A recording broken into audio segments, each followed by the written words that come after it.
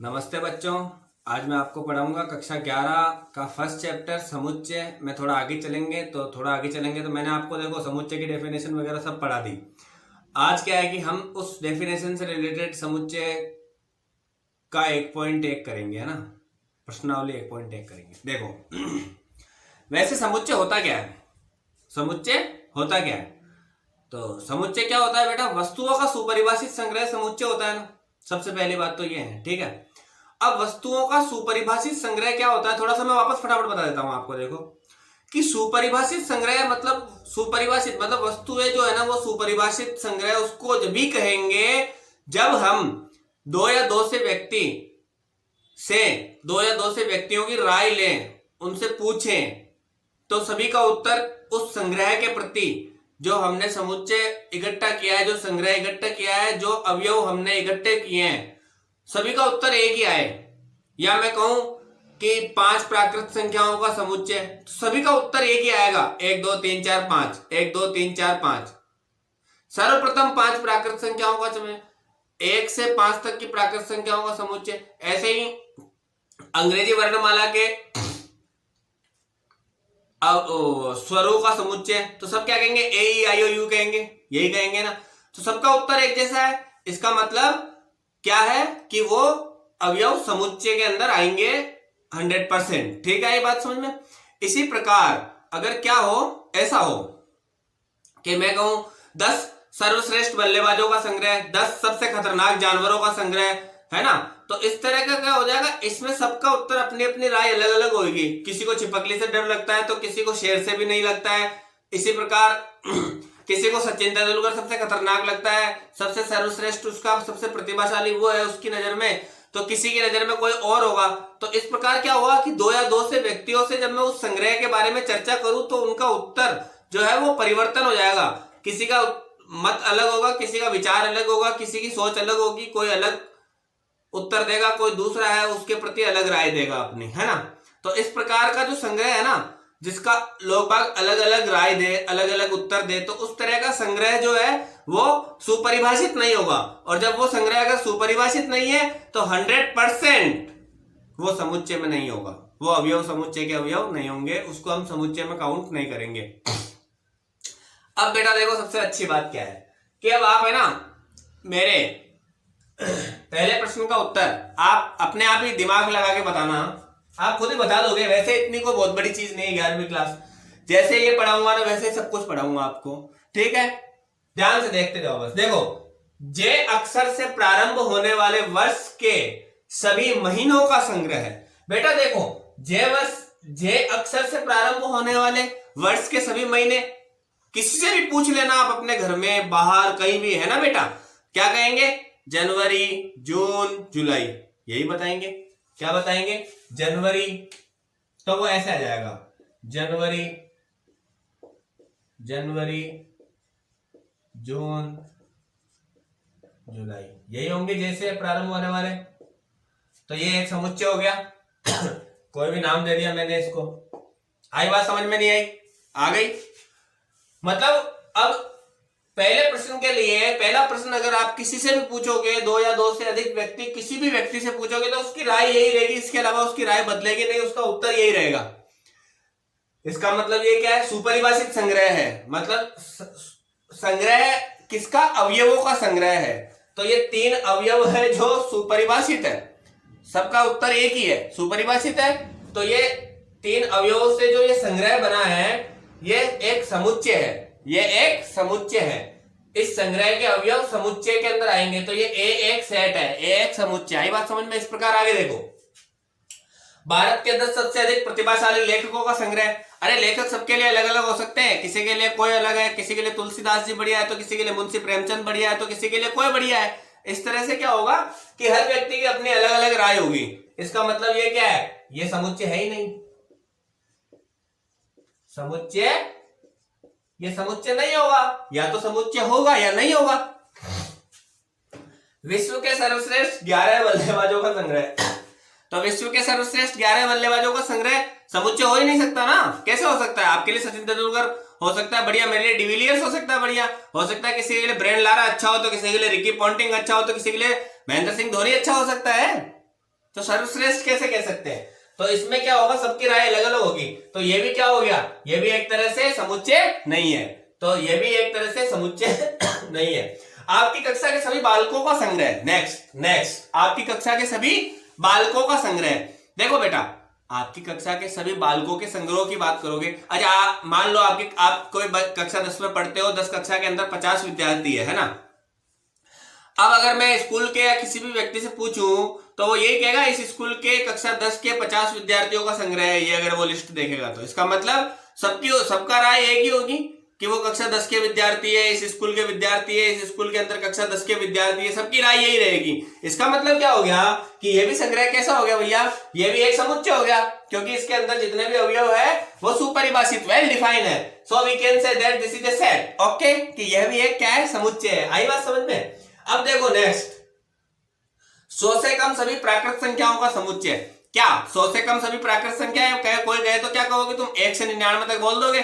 किसी से भी जाके कहोगे कि 100 से कम प्राकृत संख्या कौन सी होती है? प्राकृत संख्या है जो 1 से प्रारंभ होकर अनंत तक चलती है। अब 1 से प्रारंभ होगी तो 100 से कम 1 से 99 तक क्या आ जाएंगे सारे ऐसे, 1 2 3 99 तक। तो ये भी कोई एक सेट है, मान लो प्राकृत संख्याओं का समुच्चय, जो क्या है इस तरह से। आई बात समझ में? नहीं आई? 100% आशा करता हूं आई होगी। नेक्स्ट, अब आगे देखते हैं। चलो आगे देखते हैं बच्चों। नेक्स्ट प्रश्न क्या कहता है, लेखक प्रेमचंद द्वारा लिखित उपन्यासों का संग्रह। अरे भैया, लेखक प्रेमचंद द्वारा लिखित उपन्यास तो फिक्स है। किसी भी लेखक ने अगर कोई उपन्यास लिख रखे हैं तो उसका तो फिक्स है, 1 है 20 है 50 है, सबका उत्तर भी वही होगा जितने वो लिख के गया है या जितने उसने लिख रखे हैं। आई बात समझ में? तो ये भी एक परिभाषित है। परिभाषित क्यों है? क्योंकि इसमें अगर आप किसी से पूछोगे तो हर कोई व्यक्ति जितने लेखक प्रेमचंद द्वारा लिखित उपन्यास है उतने ही बताएगा, एक्स्ट्रा नहीं बता सकता। हर किसी की राय, हर किसी का विचार अलग अलग नहीं हो सकता। आई बात समझ में? देखो, सभी समपूर्णांकों का संग्रह। अरे भैया, समपूर्णांकों का संग्रह तो मैं आपसे पूछूंगा तो आप वही उत्तर दोगे, जो मेरे से पूछोगे आप मैं उत्तर दूंगा। हर किसी से पूछोगे तो वो वही उत्तर देगा कि समपूर्णांक क्या होंगे, जिसमें 2 का भाग जाएंगे, और पूर्णांकों के अंदर 2 का भाग जाने वाली सभी संख्याएं संपूर्णांक संख्याएं हो गई। आई बात समझ में? चाहे वो फिर पूर्णांक की बात हो रही है तो आप समझ ही गए होंगे। अब वो कौन सी पूर्णांकों की बात हो रही है कि भाई तो संपूर्णांकों की बात हो रही है, तो संपूर्णांक आपके लिए भी वही है, मेरे लिए भी वही है, हर किसी व्यक्ति के लिए वही है। इसका मतलब यह संग्रह भी कैसा है, समुच्चय है। यह भी एक सुपरिभाषित संग्रह है, और सुपरिभाषित संग्रह है तो वह क्या है, फिर समुच्चय है। चलो बेटा, इस अध्याय में आने वाले प्रश्नों का संग्रह। इस अध्याय में आने वाले, मान लो इस अध्याय के अंदर, मान लेते हैं ऐसा, पक्का मुझे भी नहीं पता, मान लो इस अध्याय के अंदर 50 प्रश्न है, ठीक है, या आपके किसी अध्याय के अंदर फर्स्ट चैप्टर के अंदर 50 प्रश्न है, तो 50 प्रश्न सबके लिए 50 होंगे, हर किसी का उत्तर 50 ही होगा, किसी का अलग अलग थोड़ी होगा, 49 नहीं होगा, किसी का 48 नहीं होगा, ओनली 50 मतलब 50 होगा। तो ये भी कैसा संग्रह है, सुपरिभाषित संग्रह। इसका मतलब ये भी समुच्चय में आएगा, इसके भी अवयव समुच्चय का हिस्सा होंगे, समुच्चय होंगे, वो समुच्चय के अवयव होंगे। विश्व के सबसे खतरनाक, अभी देखो, विश्व के सबसे खतरनाक जानवर तो संग्रह, अगर आप किसी से पूछोगे तो किसी के लिए शेर बुरा है, किसी के लिए शेर सबसे खतरनाक है, तो कोई तो ऐसे ही कह देगा कि डायनासोर तो उससे भी खतरनाक है। सबके लिए अलग अलग हो गई ना व्यवस्था। जो जैसे डर रहा है, जैसे आदमी डर रहा है, वैसे ही उसकी व्यवस्था बदल रही है उत्तर की। इसका मतलब क्या है, अलग अलग उत्तर आ रहे हैं, हमको अलग अलग परिणाम मिल रहे हैं। तो 100%। फिर ये क्या है, कैसा संग्रह है, ये अपरिभाषित संग्रह है। ये अपरिभाषित है, तो अपरिभाषित है तो ये समुच्चय नहीं है। चले आगे चलते हैं बच्चों। अगला प्रश्न आपके सामने देखो। अगले प्रश्न में आपको क्या करना है कि आपको कोई समुच्चय दिया हुआ है, कोई समुच्चय ए दिया हुआ है, जिसके अवयवों को भी आपको दिया हुआ है। जो अवयव कौन कौन से हैं, 1 2 3 4 5 6, 1 से 6 तक की जो संख्याएं, जो प्राकृत संख्याएं हैं, वह अवयव ए के अंदर है। अब आपको क्या करना है, ये प्रतीक लगाने हैं। देखो, अच्छा थोड़ा सा मैं आपको समझाता हूं ये क्या है। इसको बोलते हैं बिलोंग्स टू।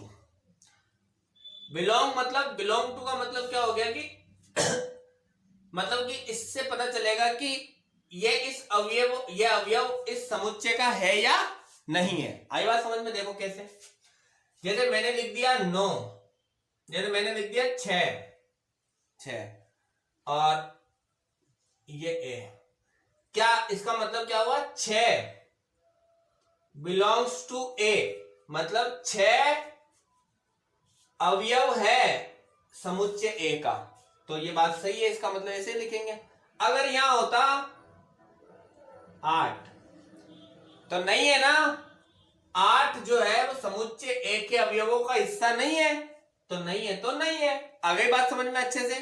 चलो तो अब अपन स्थानों को भरते बेटा। देखो 5 समुच्चय ए का अवयव है, मतलब 5 belongs to A, 8 is not belong to A, 0 belong to A, नहीं बेटा, 4 बिलोंग टू ए, यस बेटा, 2 बिलोंग्स टू ए, बिल्कुल सही बात, 10 बिलोंग्स टू ए, बिल्कुल गलत बात। आई बात समझ में? नहीं आई? आ गई? चलो तो नेक्स्ट देखते हैं प्रश्न। चले बच्चों आगे, नेक्स्ट प्रश्न आपके सामने है। देखो क्या है प्रश्न। हमें क्या करना है, हमें समुच्चय दिए हुए हैं, रोस्टर रूप में लिखना है। अब दो ही तो रूप होते हैं, या तो रोस्टर रूप होगा या सेट बिल्डर फॉर्म, समुच्चय निर्माण विधि। तो समुच्चय निर्माण विधि में, समुच्चय निर्माण विधि के में समुच्चयों को लिखा गया है, और उस समुच्चय निर्माण विधि से रोस्टर विधि में अपने को समुच्चय का निर्माण करना है। करते हैं सिंपल, क्या करते हैं रोस्टर विधि में, क्या करते हैं, ये जो संकेत होता है समुच्चय का, इसमें अवयवों को सीधा सीधा लिख देते हैं। अवयव समझने हमको, यहां से हमको अवयवों को समझना। आप देखो कैसे सिंपल है। एक्स क्या है? अवयव, कोई अवयव है, ठीक है, कोई अवयव है जो एक्स माना हमने, वो अवयव जितने भी है ना वो सब क्या है? एक्स है। समझ में आई बात? सच दैट का मतलब क्या होता है? ये देखो, ये सच दैट बताया मैं मेरे फर्स्ट वीडियो में, फिर बताता हूं। सच दैट का मतलब हो गया कि इस एक्स की विशेषता क्या है। एक्स की विशेषता ऐसी है कि ये जो एक्स है, एक्स सच दैट, एक्स है कि एक्स एक पूर्णांक है। सबसे पहले तो क्या है? एक इंटीजर है, पूर्णांक है। पूर्णांक क्या होते हैं? जिसमें सभी धनात्मक संख्याएं होती है, 0 होता है, और सभी ऋणात्मक संख्याएं होती है ना। तो x एक पूर्णांक है, और जो x है वो है क्या? पूर्णांक भी तो वो अनंत होते हैं, बहुत सारे होते हैं, लेकिन वो है क्या? तो -3 से तो बड़ा है। x क्या है यहाँ पे? -3 से तो बड़ा है और 7 से छोटा है। अब इसमें क्या होगा? -3 से बड़ा नंबर कौन सा है बताओ? -2, -1, ये बड़े। तो इसका समुच्चय क्या बनेगा? a बराबर -3 से बड़ा, तो -2, -1, 0, 1, 2, 3, 4, 5, 6, 7 से छोटा। 7 नहीं आएगा। 7 कब आता है? जब बड़ा ये चिन्ह होता है, जब आता इक्वल, ग्रेटर देन इक्वल, ये चिन्ह होता है ना जब 7 आता। पर ये चिन्ह नहीं है, इसका मतलब 7 सम्मिलित नहीं है उसमें, 7 से छोटा। तो यही हो गया उत्तर। आई बात समझ में? नहीं आई बच्चों? आ गई? आगे देखो, अब की बार देखो, कोई समुच्चय B है, कोई समुच्चय B है। समुच्चय B के अंदर ये जो समुच्चय B के अवयव है, जिसको मैंने x माना है, ये क्या है? सच दैट क्या है? 6 से कम एक प्राकृत संख्या है। अब 6 से कम कौन कौन सी प्राकृत संख्याएं होती है? 1, 2, 3, 4, 5। Very good. 1, 2, 3, 4, 5। आई बच्चों बात समझ में? आगे देखते हैं। अब देखो, कोई समुच्चय है C, कोई समुच्चय है C, जिसमें जो अवयव है उसको हमने माना है वो है x। अब x का गुणधर्म क्या है? सच दैट के बाद गुणधर्म, उसका क्या गुण है, उसकी प्रॉपर्टी क्या है उसकी, वो बताता है। तो इन समुच्चयों का गुणधर्म क्या है कि ये 2 अंकों के होंगे। एक तो समझ में आ गई? 2 डिजिट्स, 2 अंकों के होंगे। प्राकृत संख्या होनी चाहिए, मतलब एक से शुरू होने, एक से अनंत तक जो होता है उनके बीच में ही है और 2 अंकों से शुरू है। अंकों का योग 8 होना चाहिए। अब ऐसे नंबर बताओ। तो देखो इधर थोड़ा सा मैं आपको एक ब्रीफ देता हूं। देखो जैसे मैंने लिख दिया 1 2 3 4 5 6 7 8। अब 2 अंकों का चाहिए ना बेटा अपने को, 2 अंकों का चाहिए ना। तो देखो 2 अंकों का योग करूं तो मैं क्या आना चाहिए, 8 आना चाहिए। तो ये लो क्या होना चाहिए, प्राकृत संख्या होनी चाहिए। 80 एक प्राकृत संख्या है, इनके दोनों का योग करोगे तो क्या आएगा, 8 ही आएगा। यहां 1 लगाओ, 7 और 1 8 हो गया। 71 एक प्राकृत संख्या है। 2 3 4 5 6 7। आई बात समझ में नहीं आई? ये सारे 2 अंकों की वो संख्याएं बन गई जिनके अंकों का योग करने पर तो 8 प्राप्त हो, 8 प्राप्त हो। साथ साथ प्राकृत संख्या भी है ये सारी। आ गया समझ में? तो क्या आ गया 1। अब 1 के साथ में क्या जोड़ू कि 8 हो जाए, 7। वैसे देख लो। फिर लिखो 2, 2 के साथ में क्या जोड़ू, 6 जोड़ दो। 3, 3 के साथ में क्या जोड़ू, 5। 4 के साथ में क्या जोड़ू, ऐसे ही। 3 के साथ में क्या जोड़ू, 5। 2 के साथ में क्या जोड़ू, 6। 1 के साथ में क्या जोड़ू, 7। आगे बात समझ में नहीं आई? देखो 17 हो गया, 26 हो गया, 35 हो गया, 44 हो गया। अब यहां मैंने क्या लिखा, 1 2 3 4, यहां 5 उल्टा लिख दिया ना, तो यहां लिख देता हूं मैं 5 3 6 2 7। तो क्या आएगा 7 के साथ में 8। 7 और 1 8 हो गया ना, 8। जीरो लगा दो। जीरो प्राकृत संख्या नहीं है, लेकिन क्या कहते हैं 80 तो प्राकृत संख्या है ना। तो 80 का मतलब क्या हो गया, 8 और 0 को जोड़ो तो 8 है। आए समझ बात? फिर ये बंद कर दो। मतलब इसको मैंने क्या कर दिया इसमें। अब ये यही तो समुच्चय है कि अब ये रोस्टर फॉर्म जिसको बोलते हैं, तो तुमको रोस्टर फॉर्म का ही पता चल गया कि अगर हमको कोई समुच्चय निर्माण विधि दे रखी है, समुच्चय निर्माण विधि में कोई समुच्चय लिखा हुआ है या किसी समुच्चय के अवयवों को समुच्चय निर्माण विधि के माध्यम से प्रदर्शित किया गया है, तो हम उसको रोस्टर फॉर्म में इस तरह से बदलते हैं। आगे चले, देखो एक अभाज्य संख्या। अब ये क्या कह रहा है, x कोई अवयव है, ये कोई d कोई समुच्चय है, x वो अवयव है, x सच दैट x का गुणधर्म क्या है, x एक अभाज्य संख्या है। x एक अभाज्य संख्या है। अभाज्य संख्याएं क्या होती है, जिसमें या तो एक का भाग जाए या उसका स्वयं का भाग जाए, वही अभाज्य संख्या होती है। इंग्लिश में प्राइम नंबर बोलते हैं। प्राइम नंबर क्या होते हैं, number which have 2 common factor 1 and itself. Okay बच्चों, तो अभाज्य संख्याएं क्या होती है, जिसमें या तो एक का ही भाग जाए या स्वयं का भाग जाए। तो ऐसी संख्याएं, जो संख्या 60 की भाजक है, किसकी भाजक है, 60 की भाजक है। आई बात समझ में, 60 की भाजक। अब बेटा देखो, एक सबका भाग जाता है, छोड़ो उसको। 2 एक अभाज्य संख्या भी है और 2 में 60 का भाग भी जाता है, तो 2। 3 एक अभाज्य संख्या है, 3 में 3 और 1 के अलावा किसी का भी भाग नहीं जाता है। और 3 क्या है, ऐसी संख्या भी है जिसमें 60 का भाग जाता है। 5 4 नहीं होगी, 5 होगी, है ना। 6 7 8 9, बस यही है सारी। आई बात समझ में? 2 3 5, 2 3 5 इस अभाज्य संख्याएं हैं। ऐसी अभाज्य संख्याएं हैं जिनमें 60 का भाग जाता है, तो ये समुच्चय बन गया। अब आते हैं, थोड़ा सा यहाँ पे ट्रिग्नोमेट्री लिखा हुआ है। क्या लिखा हुआ बेटा, ट्रिग्नोमेट्री, त्रिकोणमिति जिसको हिंदी में बोलते हैं, ई। अब देखना यहाँ पे समुच्चय के अंदर ये कह रहा है कि ट्रिग्नोमेट्री शब्द के सभी अक्षरों का समुच्चय। ये एक शब्द है और ये इसके छोटे छोटे अक्षर है, TRIGON। तो इसका समुच्चय बताना है। देखो T आएगा, फिर R आएगा, फिर I आएगा, फिर G आएगा, ओ आएगा, फिर एन आएगा। अब ध्यान देना, ओ नहीं आएगा, क्योंकि सब अवयवों की पुनरावृत्ति कभी नहीं होती है। इसमें समुच्चय की एक विशेषता होती है कि इसमें अवयवों की पुनरावृत्ति कभी नहीं होती है बच्चों।